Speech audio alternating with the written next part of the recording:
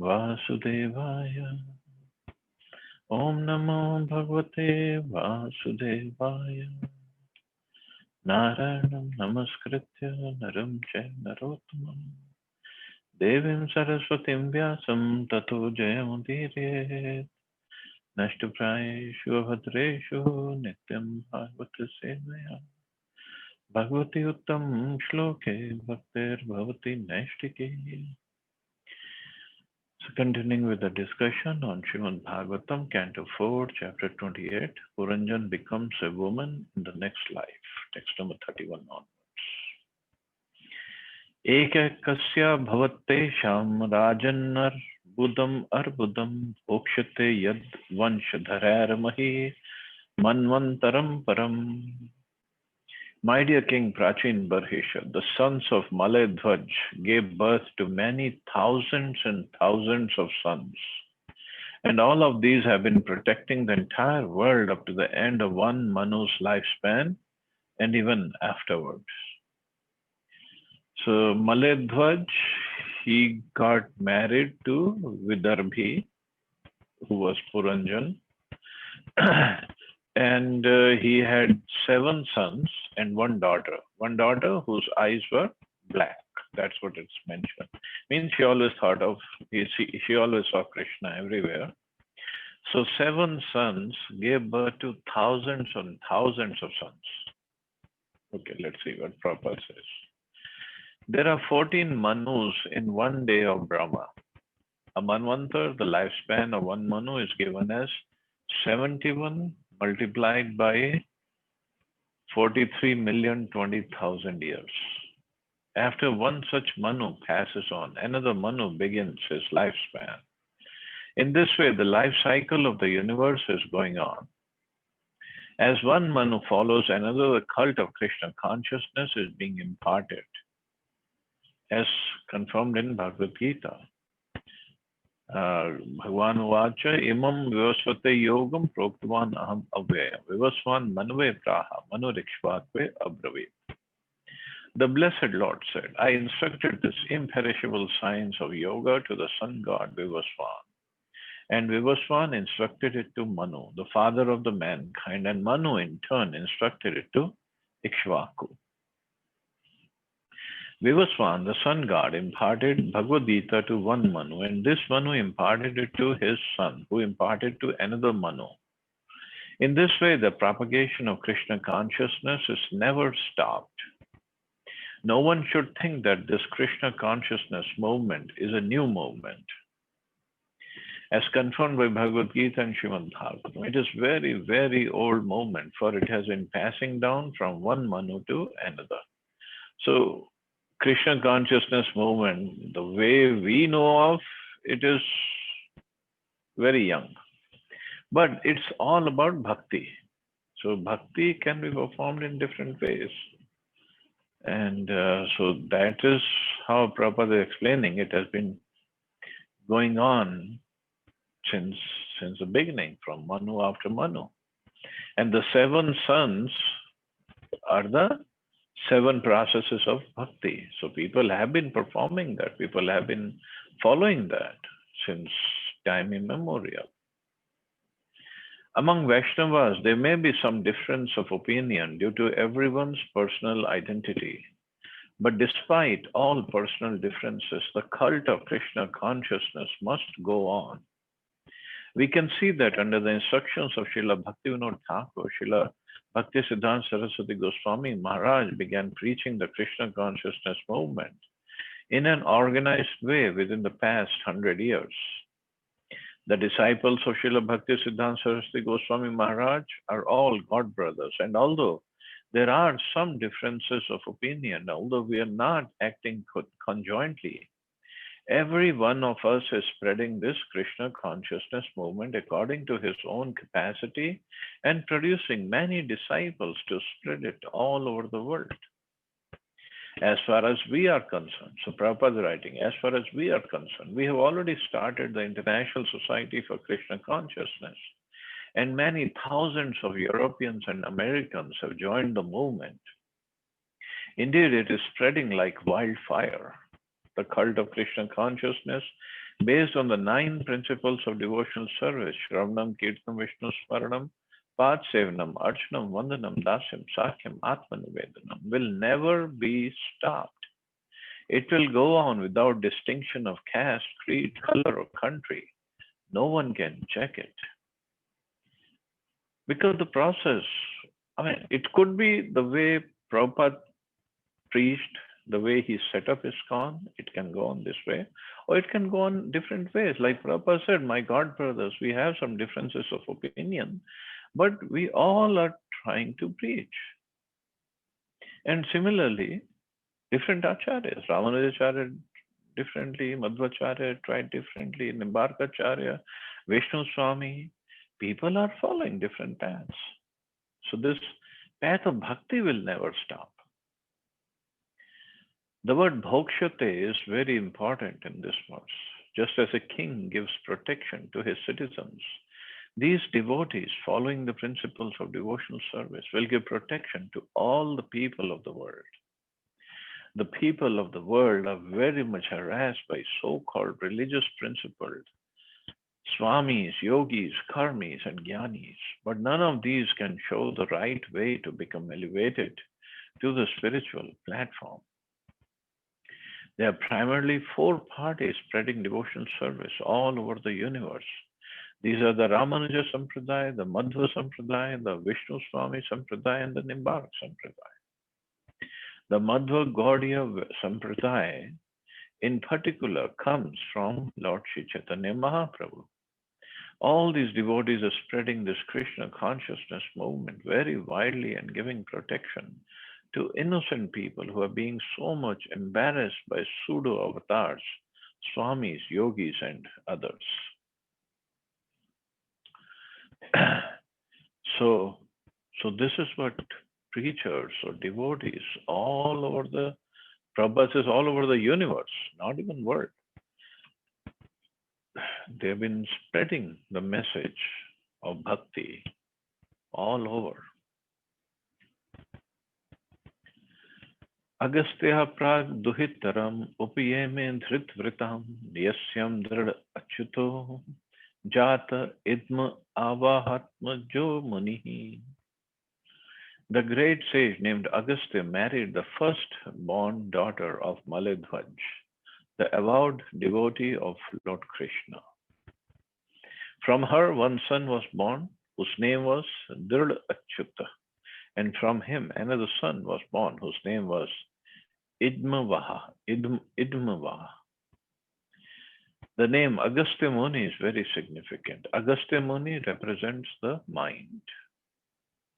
The word Agastya indicates that the senses do not act independently, and the word Muni means mind. The mind is the center of all the senses, and thus the senses cannot work independent of the mind. When the mind takes to the cult of bhakti, it engages in devotion service. The cult of bhakti, Bhakti Lata, is the first daughter of Maledhvaj. And as previously described, her eyes are always upon Krishna. Asit Ikshanam. Asit Ikshanam. One cannot render bhakti to any demigod. Bhakti can be rendered only to Vishnu. Shravanam Kirtanam Vishnu. Thinking the absolute truth to be without form, the Mayavadis say that the word bhakti can apply to any form of worship.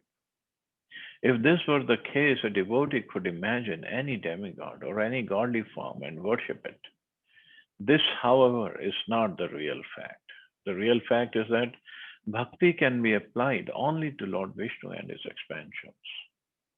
Therefore, Bhakti Lata is Dhrida, the great vow. For when the mind is completely engaged in devotional service, the mind does not fall down. If one tries to advance by other means, by karma yoga or jnana yoga, one will fall down. But if one is fixed in bhakti, he never falls down. So Agastya Muni, now there is Agastya Muni by the person Agastya Muni is there, but here Agastya Muni means the mind. The firstborn daughter of Maledhvaj. She was married to the mind. And from mind, and because mind is the center of all senses, the mind, when the mind takes to the cult of bhakti, it engages in devotional service. It engages all the senses in devotional service.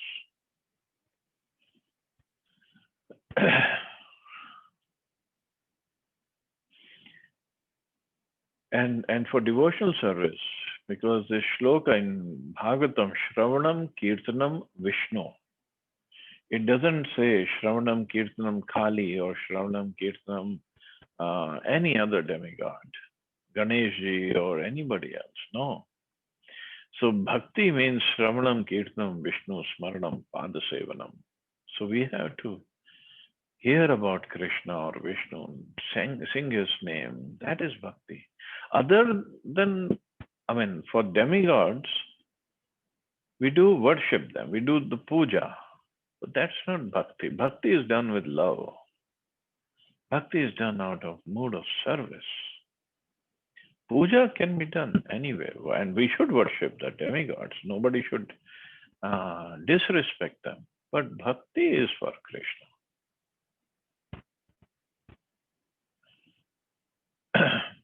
Thus, from Bhakti Lata, the son Drida Achyuta is born, and from Drida Achyuta, the next son Idmavaha is born. The word Idmavaha refers to one who carries wood for burning in a sacrifice when approaching a spiritual master. The point is that Bhakti Lata, the cult of devotion, fixes one in a spiritual position. One so fixed never comes down. And he begets children who are strict followers of the Shastric injunctions. In the line of devotional service, those who are initiated are strict followers of the Vedic scriptural injunctions. So every person is allegorical.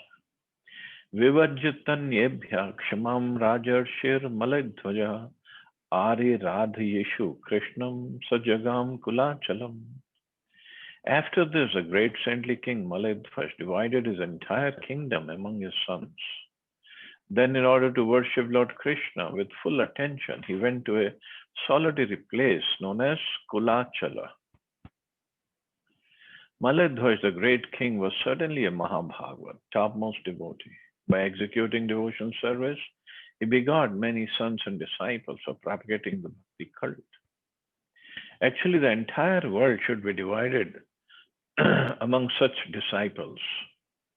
Everyone should be engaged in preaching the cult of Krishna consciousness. In other words, when disciples are grown up and are able to preach, the spiritual master should retire and sit down in a solitary place to write and execute Nirjan Bhajan. This means sitting silently in a solitary place and executing devotional service. This Nirjan Bhajan, which is the silent worship of the Supreme Lord, is not possible for a neophyte devotee. Srila Bhakti Siddhanta Saraswati Thakur never advised a neophyte devotee to go to a solitary place to engage in devotional service. Indeed, he has written a song in this connection. So there is a wonderful book, Vaishnav K. It's by Jayapatak Maharaj, and he has given his commentary on this bhajan by Bhakti Siddhanta Saraswati Thakur. Dushta mana tumi kishera Vaishnav pratisthar tare nirjanera ghare tava harinam keval ketav. My dear mind, what kind of devotee are you? Simply for cheap adoration, you sit in a solitary place and pretend to chant the Hare Krishna Mahamantra, but this is all cheating. Thus, Bhakti Siddhanta Saraswati Thakur advocated that every devotee, under the guidance of an expert spiritual master, preach the Bhakti cult, Krishna consciousness all over the world. Only when one is mature, he can sit in a solitary place and retire from preaching all over the world. Following this example, the devotees of the International Society for Krishna Consciousness now render service as preachers in various parts of the world. Now they can allow the spiritual master to retire from active preaching work. In the last stage of the spiritual master's life, the devotees of the spiritual master should take preaching activities into their own hands. In this way, the spiritual master can sit down in a solitary place and render nirjan bhajan.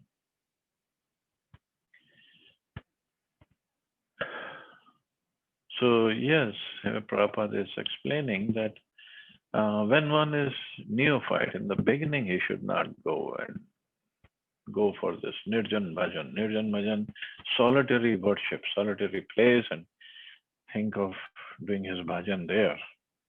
Because if the mind is not fixed up yet, it will create havoc in the mind and the life of that devotee. It doesn't mean nirjan bhajan is not necessary, not important. It is very important. But according to Prabhupada, one should become mature. Only when one is mature can he sit in a solitary place and retire from preaching all over the world. But at the same time, of course, preaching, most important activity in the life of a devotee, because this is how we have to pay back or try to pay back our debt to Srila Prabhupada. But Nirjan Bhajan doesn't mean we go to Himalaya or somewhere else to do our bhajan. Bhajan can only be done alone. Kirtan is done in the company, but bhajan has to be done alone. Even in your house, find a quiet, simple, quiet place where you can sit down and chant the 16 rounds properly. Very, very important. Minimum 16. If you find time for more, why not? but that nirjan bhajan, when rest of the time we can preach or engage in other parts of devotion services. But that time, the solitary time or time that I can spend with my beads, with the holy name, with the deities of Radha Krishna, that's the best time actually.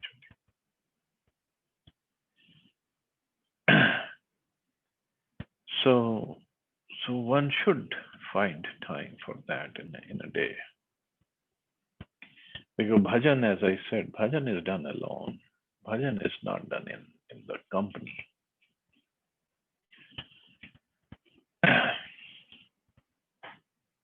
But what Prabhupada is saying, don't give up everything and think we can go to Vrindavan or Radhakund and forever we can sit there and do our bhajan. We're not that mature yet. And as Bhakti Siddhanta Saraswati Thakur said, Pratishthar tare nirjanere kare. Means he is sitting in a solitary place for cheap adoration. Means people should come and see me that I am such a great devotee. I'm sitting here at Radhakund and chanting. But that's not bhajan. Whenever we have any aspiration for any respect, any adoration, anybody coming and giving us some kind of services, any distinction when we have in our heart that so I should be distinguished. Some people should recognize me. That's not bhakti. Along with Bhakti Lata Creeper, the weeds are growing.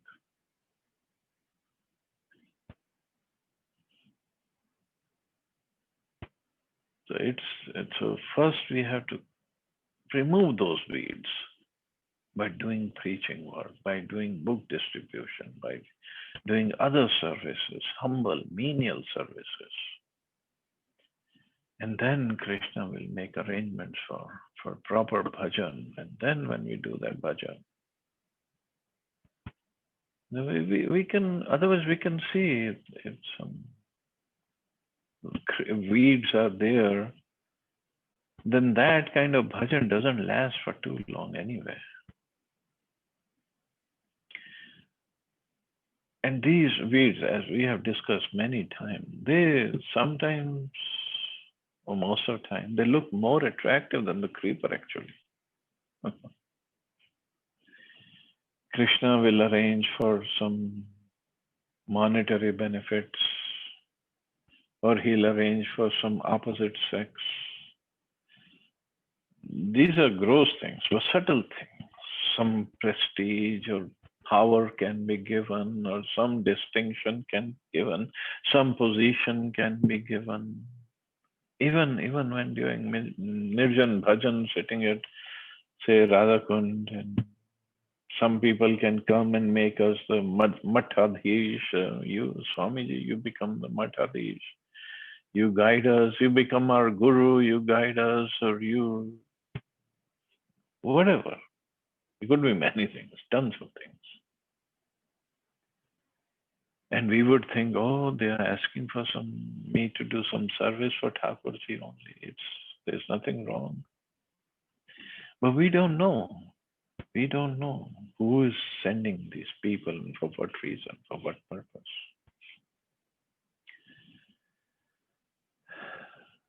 So, bhakti, people, it is easy at the same time, it's very, very difficult. Easy in the sense, yes, like Prabhupada made it so easy, just chant. But the problem is all these weeds that grow along with Bhakti Lata creeper. And we can easily get entangled, easily get deviated. Easily, very easily. Yeah. And then bhakti becomes difficult. Very difficult. So it's easy, but at the same time it's very difficult because, as in Nectar of Devotion, Prabhupada said, because bhakti, with pure bhakti, one can control Krishna. Even whatever little service we do, Krishna becomes obliged. But when one really makes advancement, he controls Krishna. So Krishna doesn't want just anybody and everybody who's not eligible, not qualified to control him. Or even if Krishna, what to speak of Krishna, his energies, his Maya, Mahamaya, they don't want their master to be controlled by just somebody. Some, like in English language, says some Tom, Dick, or Harry. So we have to be really qualified. But our purpose of bhakti is not to control Krishna. Krishna comes under control out of his own love. Devotee wants to render service to Krishna, Krishna's creation, everybody. He just wants to render service. But Krishna, out of his love, comes under the control. So Krishna's energies, they want to make sure we are at that level. So the tests will go on and on and on and on.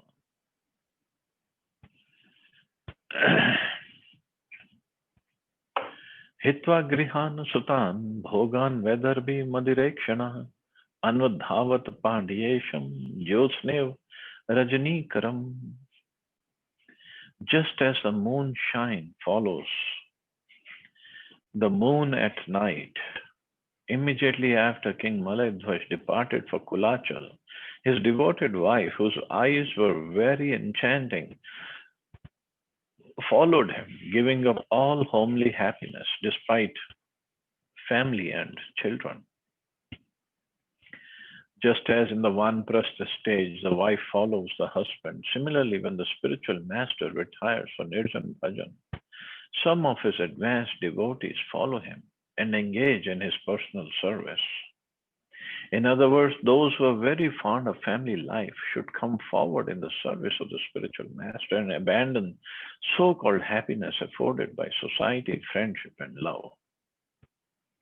So so-called happiness afforded by society, friendship, and love.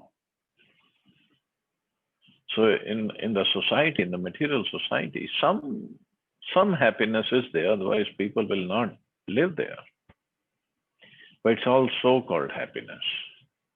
A verse by Srila Vishwanath Chakravarti Thakur in his Guru Ashtaka is significant in this regard. Yasya prasadat bhagavad prasada. A devotee should always remember that by serving the spiritual master, he can easily advance in Krishna consciousness. All the scriptures recommend that it is by pleasing the spiritual master and serving him directly that one can attain the highest perfectional stage of devotional service. So this is the key to make advancement, key to attain perfection in devotional service, serving the spiritual master. And serving the spiritual master also, of course, here if it is he's doing nirjan bhajan, one should go and render physical services, but serving the spiritual master also means rendering service, so following the instructions. The word Madhirekshana is also significant in this verse. Srila Jiva Goswami has explained in his Sandarbha that the word Madhira means intoxicating. If one's eyes become intoxicated upon seeing the deity, he may be called Madhirekshana. Queen Vedarbhi's eyes were very enchanting, just as one's eyes are Madhirekshana when engaged in seeing the temple deity. Unless one is an advanced devotee, he cannot fix his eyes on the deity in the temple. So he cannot fix his eyes on the deity in the temple because his mind will always be taking him here, there. Oh, yeah, darshan, I have done darshan. Now I can go here. Now I can talk to this person. I can do this. I can do that. No, when we go to the temple, just stand there. And as explained by Prabhupada in Bhagavatam early in the first canto, how we should take darshan, starting from the lotus feet and thinking in our mind that I'm touching the lotus feet of the Lord with my hands. And then we go up slowly, slowly, slowly to his calves, to his knees, to his thighs, to his waist, to his shoulders, to his lotus hands, and to his lotus face. Just like we are drinking the nectar. With our eyes, we should drink the nectar of the beauty of Krishna and Srimati Radharani, and the kind of dress they are wearing, the flower garlands and the jewelry they're wearing, painting that has been done on the deities, and how the pagadi is done. That's what we have to look at. And one should really stand there. At least in ISKCON temples, nobody pushes us. Okay, move, move, move. Nobody does that. In other temples, in some temples like Bihari Ji, if you go to Vrindavan, or like when we went to South India also, there was so much of crowd. Pujaris are just rushing us.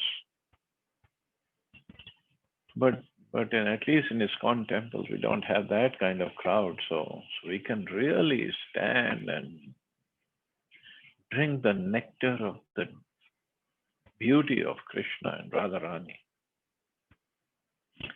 And that's how we should go and take darshan. Not in a rush, not that we have to run. And not that we have to criticize anybody also.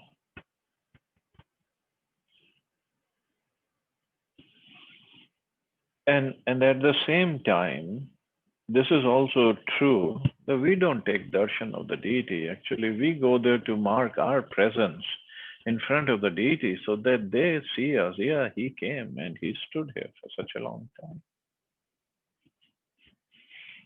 So that's also true in one way. Tatra Chandravasa Nama Tamraparani Vatodaka Tat Punya Salilar Nityam Ubhyatra Atmanom Rijan Kandashti Bhir Mulfala Pushpa Panas Pushpa Paranas Trinodaka Vartamana Shaner Gatra Karshanam Tap Astita. In the province of Kulachal, there were rivers named Chandravasha, Tamraparni, and Vatodaka. King Maledhwaj used to go to those pious rivers regularly and take his bath there. Thus he purified himself externally and internally. He took his bath and ate bulbs, seeds, leaves, flowers, roots, fruits, and grasses, and drank water. In this way, he underwent severe austerities. Eventually, he became very skinny. We can definitely see that to advance in Krishna consciousness, one must control his bodily weight. Wow, no wonder I'm not making any advancement.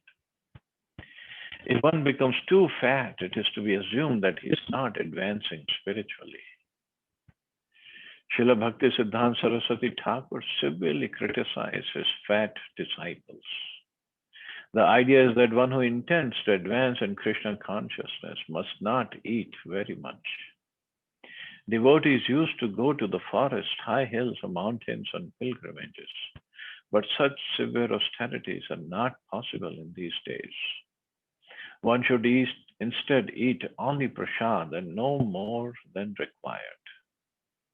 Well, even though we eat prasad, but still not losing weight here.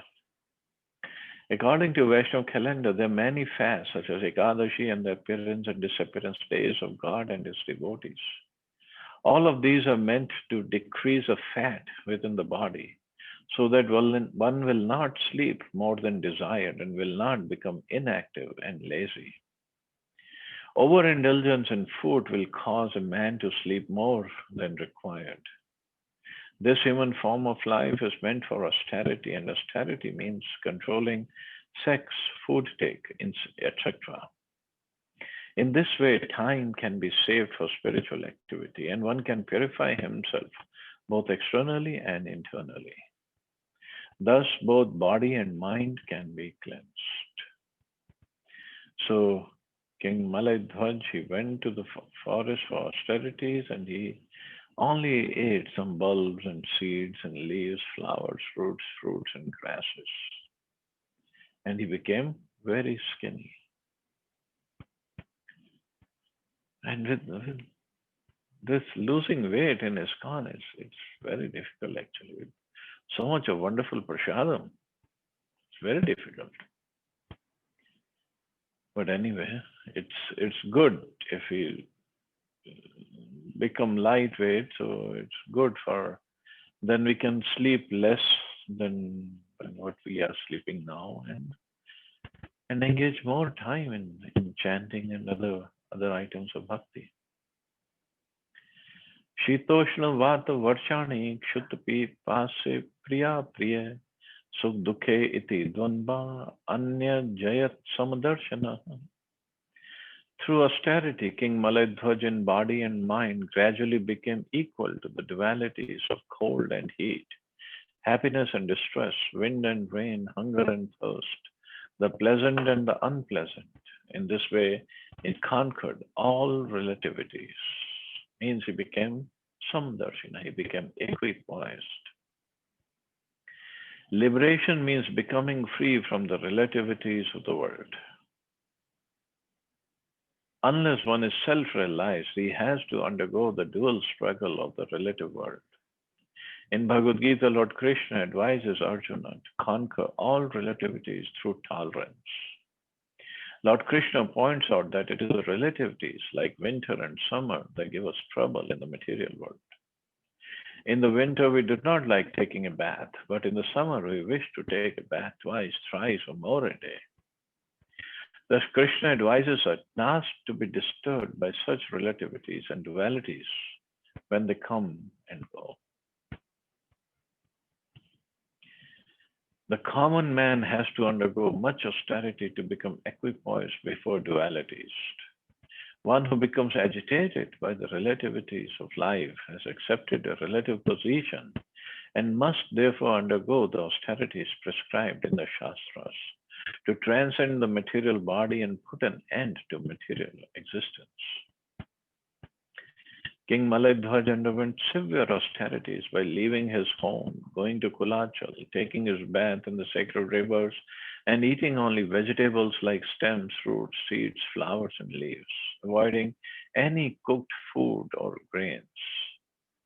These are very, very austere practices. In this age, it is very difficult to leave home and go to the forest or the Himalayas to adopt the processes of austerity. Indeed, it is almost impossible. It's not at all possible for everybody. Maybe, like Prabhupada said, almost impossible. Maybe only 0.1% can do it. If one is advised to even give up meat eating, drinking, gambling, illicit sex, one will fail to do so. What then would a person do if he went to the Himalayas or Kulachal? Such acts of renunciation are not possible in this age. Therefore, Lord Krishna has advised us to accept the Bhakti Yoga process. Bhakti Yoga will automatically liberate a person from the dualities of life. In Bhakti Yoga, Krishna is the center and Krishna is always transcendental. Thus, in order to transcend dualities, one must always engage in the service of the Lord. Mam cha yoga vicharena bhakti yogena sevte. One who engages in full devotional service, one who does not fall down in any circumstance, at once transcends the modes of material nature and thus comes to the level of Brahman. If one is factually engaged in the service of the Lord, Bhakti Yoga, he will automatically control his senses, his tongue, and so many other things.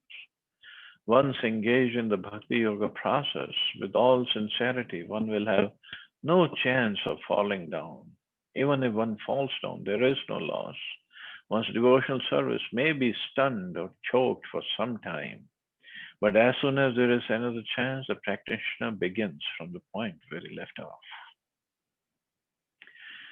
So the Prabhupada gave us some relief. He's saying, okay, not we don't have to do the austerities like King Maledhwaj did. So just chant, just engage in devotional service, sitting at home, and let's attain the same destination.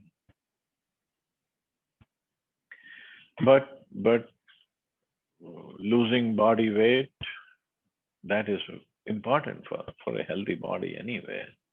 And that helps in taking less sleep at night so that early morning we can get up Mangala Aarti time and try to complete our rounds at that time. Tapsa vidyaya apakva kashayo niyamar yamaha yuyuje brahmani atmanam vijitaksha anilashaya. By worshipping, executing austerities, and following the regulative principles, King Maledhwaj conquered his senses, his life, and his consciousness. Thus, he fixed everything on the central point of the Supreme Brahman, Krishna. Whenever the word Brahman appears, the impersonalists take this to mean the impersonal effulgence of Brahm Jyoti. Actually, however, Parabrahman, the Supreme Brahman, is Krishna, Vasudeva. As stated in Bhagavad Gita, Vasudeva Sarvam iti. Vasudeva extends everywhere as an impersonal Brahman. One cannot fix one's mind upon an impersonal something. We cannot fix a mind on some light or some air or void. It has to be a person. Bhagavad Gita therefore says, Klesho diktarastesham. For those whose minds are attached to the unmanifested, impersonal feature of the Supreme, advancement is very troublesome. Consequently, when it is said herein that King Maledhwaj fixed his mind on Brahman, Brahman means the Supreme Personality of Godhead, Vasudeva. And moreover, Srimad Bhagavatam will not stress upon fixing the mind on impersonal Brahm Jyoti. Bhagavatam is a Amala Puran and it will take us to the highest destination.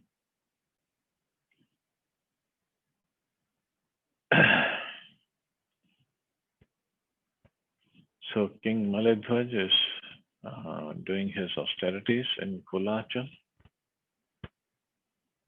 So I think I'll stop here. See anybody has any questions or comments.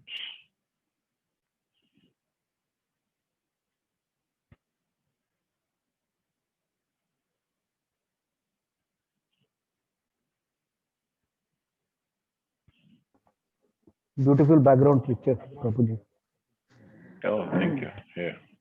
Oops, it ended. No, man. I'll post it. Sure, Prabhuji. Thank you. It's Keshi Ghat. It's in Vrindavan. Yeah, Never got a chance that's to where be there. every evening they have this Yamuna Ji Aarti. They do the Aarti of Yamuna Ji. Hmm. Every evening they do at that location. Very Prabhuji, clean it is. Yeah, looks very clean. Yep. Dandapuram Prabhuji. And This preaching in Sanatan Dharma is, like organized preaching, wherein the students are also preaching, like who are learning themselves. This system of preaching is very new to Sanatan Dharma. Like earlier, if we see the examples like uh, mm, uh, this Sankaracharya ji, he was realized person and then he started preaching. So this organized preaching is very new to us, uh, and we see that like in Islam or Christianity, they have like this kind of organized preaching, wherein if the person is not even realized to the absolute, he is still trying to spread their cult. Um, mhm, yeah, and I also see that Islam, as long as concerned, Islam is not spreading because of the preaching now, but Christianity is spreading because of education system. They have this education system like schools and colleges, where the students get some facilities and then they convert later on. mhm. Yeah, there are different ways, but the way that Prabhupada taught us, and Prabhupada himself, he came to America with only 40 rupees in his pocket, which was not even close to $5 at that time.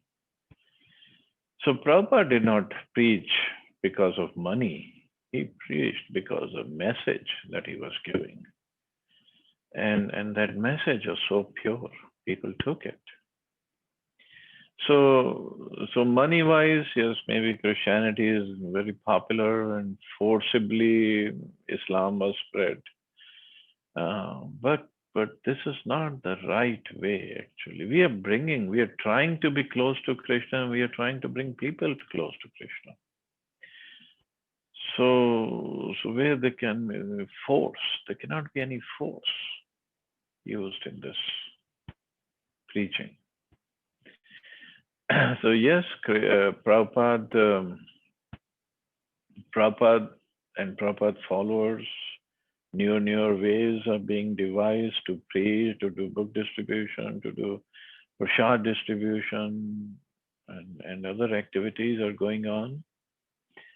And as you rightly said, even neophytes like us, we are also engaged in preaching. Otherwise, earlier it was only sannyasis would go and preach, or highly scholastic people.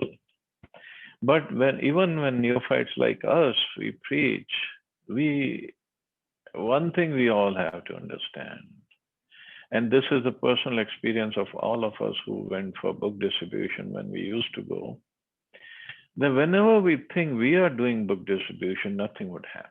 When we think Prabhupada is doing it through us, we are just being instruments, but distribution would happen. So similarly, preaching. Preaching is not just giving seminars or presentations. That's not preaching. Preaching is to help somebody change, transform his heart,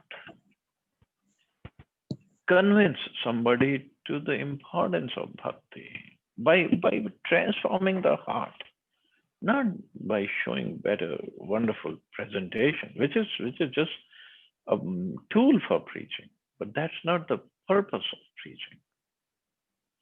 So when we preach, of course, we don't have knowledge or realizations of bhakti or anything. We just preach because Prabhupada has ordered us. So we pray to Prabhupada to please preach through us. And then definitely things happen because Prabhupada is pure.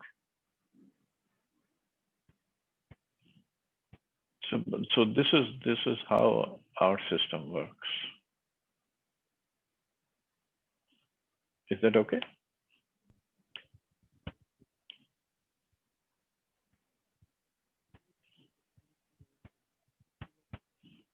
Hare Krishna, Prabhuji. Hare Krishna. Prabhuji, ISKCON has an attraction. Yeah. Too many things are there, but it's all everybody has agreed upon. It's all because of Prabhupada's purity. Yes, Prabhuji. Agree. Without Prabhupada, we are nowhere. We cannot survive even. What to speak of preaching or expanding. We cannot even survive without Prabhupada. Yes, Prabhuji.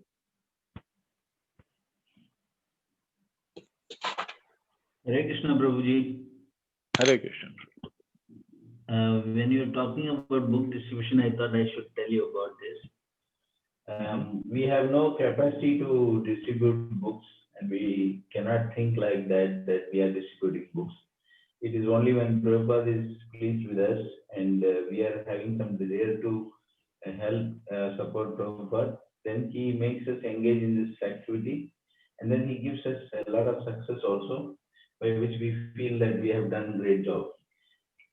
This year I was thinking, my wife is not even letting me get out of the house, and where will I give any book? Even one book will I be able to give like this? I was thinking yesterday morning when I was chanting, and one of my god brother from Chandigarh, he called me. Earlier also he called me and told, but I forgot about it. He said, my brother is here in Gurgaon, so if he is close to you, can you go and give him one Bhagavad Gita and preach to him? So I said, Wow. I will do it. This was some time back he told, I forgot about it. And now this month he reminded me, and I said, okay, this is a very good opportunity. Maybe I'm thinking how to distribute book, and Prabhupada has given me the opportunity.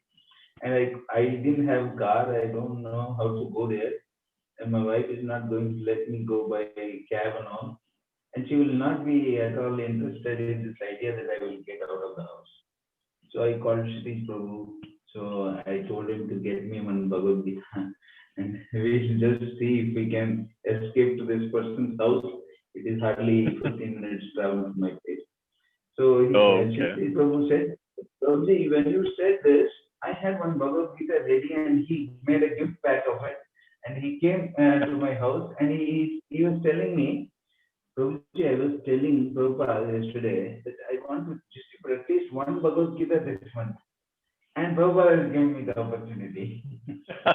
So actually we have nothing to do but just desire that I want to distribute Prabhupada's Bhagavad Gita, and Prabhupada will make the arrangement. So that is so true. That is so true, actually. And Shri Prabhu said yesterday, Prabhuji, your account has become one, my account also has become one now. So see, we just desire. I said Prabhupada will give us a chance to distribute 100 Bhagavad Gita this month. I don't know how it is going to happen, but it will happen. This is what my faith is. So please bless me. Every year you used to bless us, and we used to go and distribute Bhagavad Gita like hotcakes. This year, though, I don't know how it's all going to happen. Yeah, this year it's going to be difficult. Well, let's see.